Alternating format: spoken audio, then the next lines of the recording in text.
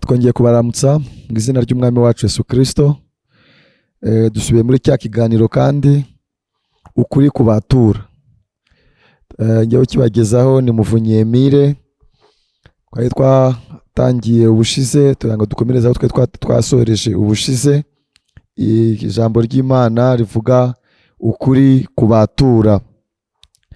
Aho twari twagarukiye cyangwa muri makeya ikiganiro uko twari twagitangiye kiragaragaza uburyo ki Imana ikora kugira ngo Imana ishobore gusabana n'abantu, ishobore gusabana n'isi n'abantu yaremye. Bisaba yuko itoranya umuntu ibatumaho ikoreramo, ubijwi ryayo uba ubuturo bwayo kuri abo bantu. Iyo abantu bamenye uwo muntu nibwo bashobora no kubona iyo Mana, kubera ko ari bwo buryo Imana yatoranije gukora kuva isi yaremwa. Kuva icyaha cyamaze kuza, Adamu atandukanye n'Imana, kugira ngo Imana yongere guhura n'abantu, gusabana n'abantu, byasabye yuko itoranya umuntu uyihuza n'abo bantu. Mbega namwita ko uwo muntu aba ameze nk'ikiraro kugira ngo ashobore guhuza abantu n'Imana. Uwo muntu rero twabonye ko ari umuhanuzi. Iyo umuhanuzi Imana imwotumye ku isi, abaje ari ryo jwi ry'Imana. Abatuye isi bose, ubwoko bwose butuye isi, kugira ngo bashobore kumva Imana, bashobore kubona Imana, nuko bagomba kubona uwo muhanuzi. Twabibonye mu gihe cya Nowa, twabibonye mu gihe cya Mose, ndetse mu gihe cya Mose bwo igihe ubwoko bwifuje kwihurira n'iyo Mana Mose ababwira, yagiye abibwira Imana. Imana yamubwira ati fata uyu musozi wa Sinayi ugoteshe urugabano rwose, ntazagire inka, itungo cyangwa igisiga kihagera, ni wowe musozi nzururukaho, hanyuma nganire nabo. Imana irabikora, yuruka kuri uwo musozi, nabo bataranye mu mabanga yawo munsi y'uwo musozi, ngo bumve inkuba zikubita, babona umwotsi ucumbye, babona umuriro urabaye, habaho guhinda. Bose batakira n'ijwi rimwe baravuga bati, Mose baravugana n'Imana, uzi utubwire nibwo twumva, twebwe twe kuyibonera tudapfa. Twarabibonye muri video zabanje. Ako kanya Imana ibwira Mose ngo ibyo bavuze babivuze ukuri, nishaka kuganira n'abantu nzabatumaho umuhanuzi. Haleluya. Niyo mpamvu mu Gutegeka kwa kabiri igice cya 18 umurongo wa 15 Mose ajya kugendera yavuze ngo Uwiteka Imana izabagurukiza umuhanuzi umeze nkanjye, uturutse hagati muri mwe, muri bene wanyu, aba ari we muzamvira.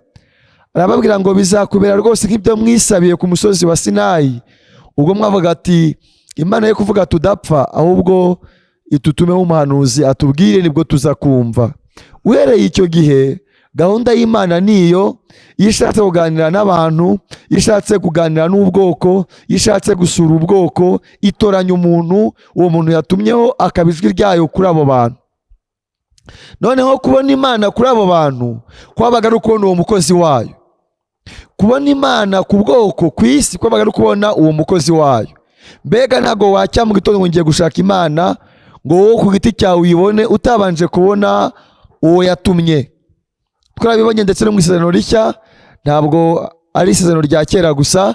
Isezerano Rishya twabonye ahantu Bibiliya Yesu Kristo mu gitabo cya Yohana igice cya 6 umurongo wa 20-29, ahantu abantu babaje Yesu ngo dukora iki ngo dukore umurimo w'Imana. Arababwira ngo umurimo w'Imana nguyu nuko mwizera uwo natumye.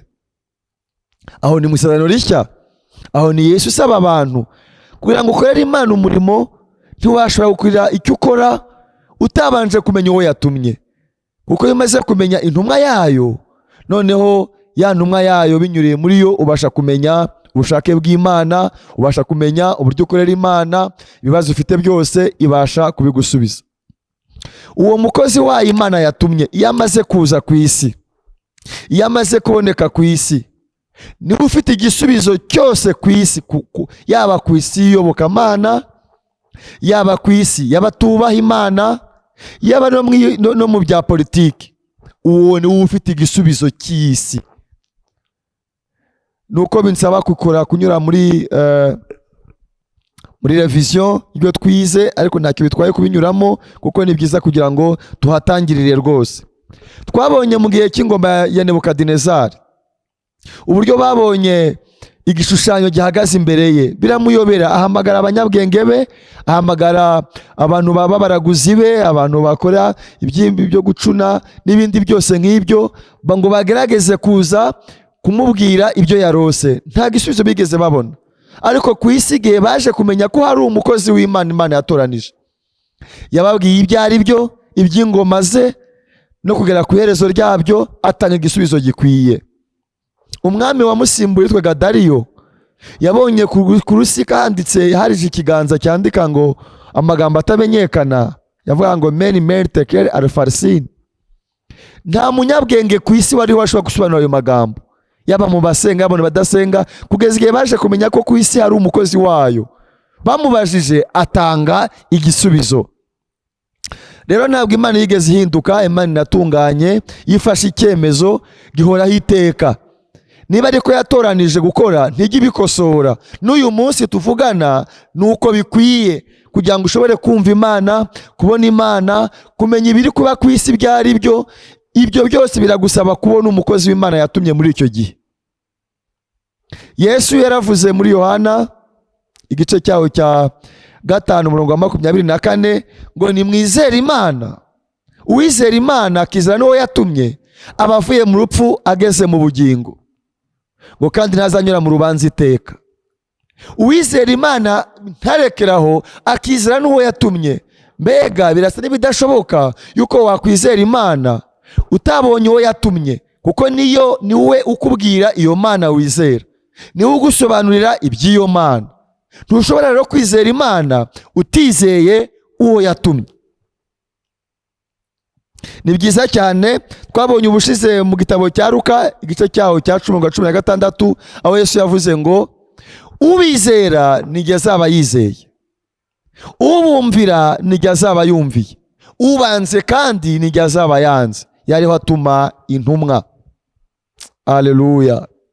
Ni ukuvuga iteka ryose kugira ngo ushobore kubona Imana bigusaba kubona uwo yatumye. Turabona Korneliyo ajya gusenga yiherereye hamwe n'Imana, marayika aramubonekera aramubwira ngo kugira ngo ubone ubugingo buhoraho, genda ujye kureba uwo natumye mu gice cy'iwanyu, ku musozi w'iwanyu witwaga Simoni wahimbwe Petero. Korneliyo biramutangaza cyane kubona yihurira n'Imana ubwayo ntimuhe ubugingo buhoraho, ikamutuma ko uwo yatumye. Ni byiza ko tumenya gahunda y'Imana n'uko Imana ikora kugira ngo biduhereze ubugingo buhoraho. Korneliyo aho kanya yafashe umutwe w'abasirikare abatuma Yopa ajya kutumaho Petero.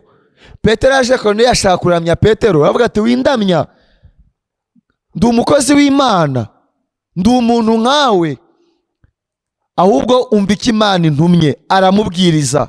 Ako kanya yumvise amagambo Petero amubwiye yuzura umwuka wera. Nyamara yahuye na marayika ubwe ku giti cye ntiyuzura umwuka wera, yiganiriye na marayika ku giti cye ntiyuzura umwuka wera, ariko yumvise amagambo Petero amubwiye yuzura umwuka wera. Ndagira ngo kuri mwebwe mwese abakunda Imana, abakunda ijambo ryayo, mugomba kumva yuko gahunda y'Imana, inzira y'Imana, nuko hagati y'umuntu nayo ihashyira umukozi wayo. Paulo, mbere yuko aba Paulo yari kiri Sawuli ajya i Damasiko kurenganya itorero ry'Imana, yahuye na Yesu, yahuye n'inkingi y'umuriro. Inkingi y'umuriro ni Kristo, niyo yayoboye Abisirayeli ibavana mu Egiputa ibageza i Kanani, ni Yehova. Barihurira, aravuga ngo urinde mwami ngo ngukorere. Yarangije kumenya ko ari umwami bahuye, aramubwira ngo nijye Yesu urenganya. Barihuriye imbona nkubone. Ariko se byamareye iki Paulo? Byaramuhumije.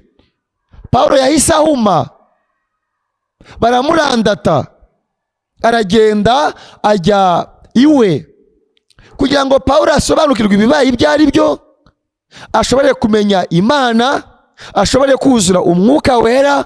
Byasabye ko Imana ituma umukozi wayo. Ananiya, umwami Yesu yamusanze nijoro aramubwira ati Ananiya, genda ujye guhura mu nzira igororotse, urasanga umwana w'umusore witwa Sawuli. Ananiya aramubwira ati uriya twumvise yuko yabiciye mu itorero, aramubwira ati genda nawe azabona ibyo azababazwa anzira, ni igikoresho ritoranirije.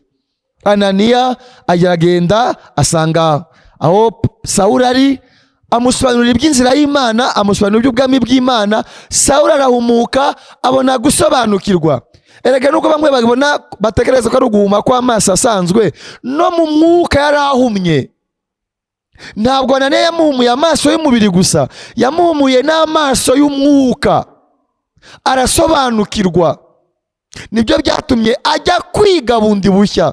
Umuntu wari dogiteri warigishijwe na Gamaliyeli, yarize iby'iyobokamana, ariko yarahumye, ahuye n'uw'Imana yatumye, envoyé de Dieu, uwatumwe n'Imana, agira uburyo bwo gufasha abana b'Imana, amusobanurira iby'inzira y'Imana. Yumva byumvise bushya, asubira mu byo yize, ajya mu butayu bwa Arabiya, amara imyaka 3 n'igice, yongera guhuza ibyo yize n'ibyo amaze guhishurirwa n'umukozi w'Imana. Nibwo yabaye intumwa ikomeye. Murakoze. Ubwo wenda nakomeza kugira ngo nkomeze aho nari naragarukiye. Muri make tuzakomeza kuba tubiganira, ikiganiro kizahoraho. Ntushobora kubona Imana ku giti cyawe utabanje kubona umukozi wayo. Ntago bishoboka, bisaba ngo kugira ngo ubone umukozi wayo Imana yatumye kugira ngo ushobore kubona Imana. Babajije Yesu bati dukire dukore umurimo w'Imana, baramubwira ngo umurimo w'Imana nguyu nuko mwizera uwo yatumye. Niyo mpamvu Yesu yavuze ngo mwizere Imana, ariko nanjye munyizere. Utizeye umukozi w'Imana ngo wowe uzajya gushaka Imana ku giti cyawe, ntabwo ushobora kuyibona. Niyo mpamvu twabonye Amosi 3 bavuga ngo nukuri Uwiteka Imana ntizagira icyo ikora itabanje kugihishurira abagaragu bayo b'abahanuzi ibihishwe byayo. Biravuga ngo yavanye Abisirayeli mu Egiputa, twabonye ko ari muri Zekariya. Havuga ngo yavanye Abisirayeli mu Egiputa abitegetse umuhanuzi, kandi umuhanuzi niwe wamurindaga. Imana yakeneye kujya kubwiriza i Ninive, ishaka Yona. Yona arahunga, Imana yamukurikirana kugeza igihe Yona imubonye, kuko ntabwo ubwoko bw'Imana bwashobora kumenya ijambo ry'Imana Imana itabonye wituma. Ni muri ubwo buryo Imana yatumye mu itorero ryayo. Biravuga ngo yashyize mu itorero ryayo bamwe baba intumwa zayo, abandi abahanuzi, abandi abigisha, abandi abungeri, ndetse n'abavugabutumwa. Ni kuvuga intumwa, abahanuzi, abigisha, abungeri, kuvuga abapasiteri, ndetse n'ababwirizabutumwa, ngo kugira ngo itorero ryayo ryigishwe, ritungane, ndetse rigere ku gihagararo cya Kristo. Imana byayisabye ko ishaka abakozi bayo bafasha umukumbi, bafasha abandi bantu kubona Imana. Amen. Iyo usomye Abaheburayo igice cyaho cya 13 n'umurongo wa 7, havuga ngo mwibuke ababayoboraga kera bakababwiriza ijambo ry'Imana, muzirikane iherezo ry'ingeso zabo, mwigane kwizera kwabo. Bibiliya iributsa abakozi b'Imana, kuko nibwo bushake bwayo. Yijya kubishaka ari gutuma marayika akabwiriza ijambo ryayo, yijya kubishaka ajya gutuma ukwezi cyangwa izuba bikabwiriza. Ariko kugira ngo Imana ihure n'umuntu n'ubwoko bwo ku isi, yatoranije umukozi wayo. Ariko muri izi minisiteri uko ari 5, harimo uwo niho dushaka no kuvugaho cyane mu bibwiriza byanjye.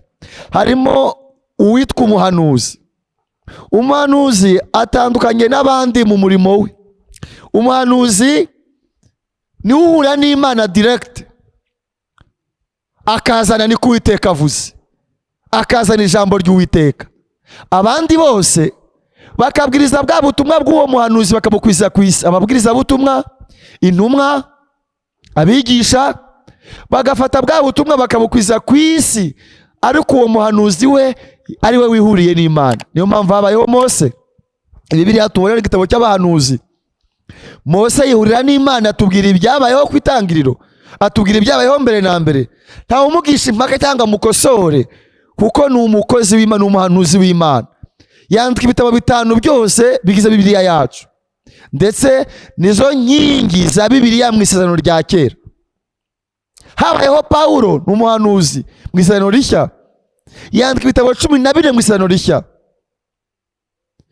kuva ku Baroma ukagera ku Baheburayo, nicyo Isezerano rishya. Rero iyo umuhanuzi abonetse, haba habonetse Imana mu bwoko. Luka 7:16, bose baterwa ubwoba bahimbaza Imana, baravuga bati umuhanuzi ukomeye yabonetse muri twe, bati kandi Imana igenderereye ubwoko bwayo. Mwene data, mushiki wanjye, nakugira inama ngo mbere yuko ujya gushaka Imana, banza ushaka uwo yatumye, kuko yo ntago wayibona. Niyo mpamvu uyu munsi hari confusion, hari uruyobe, hari amadini udashobora kubara, afite kwemera udashobora kubara, kandi mu gitabo kimwe. Nta kindi kibitera, biterwa nuko abo bantu bose, buri wese yagiye aca inzira ye, buri wese yagiye aca inzira ye, buri wese agenda aca inzira ye, uko abyumva, uko abitekereza, uko yibwiye, bibyara uruyobe, bibyara confusion. Ariko iyo uwo muhanuzi w'Imana abonetse ku isi, abantu bakamenya uwo muhanuzi w'Imana ku isi, haba habonetse agakiza gakomeye ku isi. Rero inkuru nziza dufite yatumye dushaka gutangiza iki kiganiro, nuko muri iyi minsi yacu ya nyuma, muri iki gisekuru cyacu cya nyuma cya Laodikiya, natwe dufite umuntu Imana yahamagaye, iramutoranya, iramutuma, ufite igisubizo cy'ikibazo kiri ku isi uyu munsi. Ku mugeni w'Imana, ku madini, mu bya politike n'ibindi byose, ibiri kuba ku isi byose, hari umuhanuzi w'Imana Imana yatumye, hari umukozi w'Imana Imana yatumye, kugira ngo aze utanga igisubizo ku isi. Wakwibaza ati se ko abantu bose bavuga ngo n'abahanuzi, ko abantu bose bakora abakozi b'Imana, twamenya umuhanuzi w'ukuri ari uwuhe? Ko benshi ari benshi, twabigirwa niki? Ese ahubwo Bibiliya yavuze yuko uwo muhanuzi ku isi ahari cyangwa agomba kuza? Niyo ngira ngo tuganire muri video izakurikira tuzakora, noneho turebe ngo uyu munsi koko mu minsi ya nyuma Bibiliya yateganyije ko tugomba kuhabona umuhanuzi. Ese niba tugomba kumubona tuzamubwirwa niki? Ko abiyita Kristo bagozaza nabo muri iyi minsi ya nyuma. Ese ikimuranga ni ikihe? Azaba akora iki? Azaba ari umuntu uteye ate? Murakoze cyane. Niyo video izakuza gukurikiraho, tuzakuza kubiganira, turebe uburyo ki Bibiliya yabigennye kandi yabivuze. Imana yacu izi byose kandi yateganyije ibintu byose mu nzira yayo. Izina ry'Uwiteka rihabwa icyubahiro. Muri iyi minsi yacu ya nyuma dufite ijwi ry'Uwiteka, dufite umuhanuzi. Buri wese ukeneye kumva Imana, buri wese ukeneye kumenya Imana, buri wese ukeneye kumenya ibiri kuba kuri iyi si, dufite ijwi ry'Uwiteka. Nk'uko igihe cy'abanyamahanga cyatangiye hari umuhanuzi ku isi, Daniel, igihe cy'abanyamahanga kigomba kongera kurangira hari umuhanuzi ku isi. Kuko uko cyatangiye niko kigomba kongera kurangira. Izina ry'Uwiteka rihabwa icyubahiro. Mu gihe cy'abanyamahanga gitangira hari Daniel, umenya ibihishwe, uhishura ibihishwe, usobanura ibintu by'inzozi n'ibindi byose. Kandi nikigomba kurangira gityo, hagomba kuba hari umuhanuzi ku isi wongera gusobanura buri bintu byose uko bigenda. Murakoze cyane. Imana ibahe umugisha mwinshi. Kumwe mwese abakunda ijambo ry'Imana, iyi tugiye kujya tubyiga dukoresheje ijambo ry'Imana, dukoresheje Bibiliya, kugira ngo tubone koko ibyo byose byagiye bivugwa n'abahanuzi, kandi ko nta na gishya kiriho uretse gusa ko abantu batigeze babisobanukirwa. Murakoze cyane. Imana ibahe umugisha. Ubageze ikiganiro n'ubundi ni umukozi w'Imana Muvunyi Emile. Nicyo kiganiro kiza kivuga ngo ukuri kubatura. Murakoze. Imana ibahe umugisha.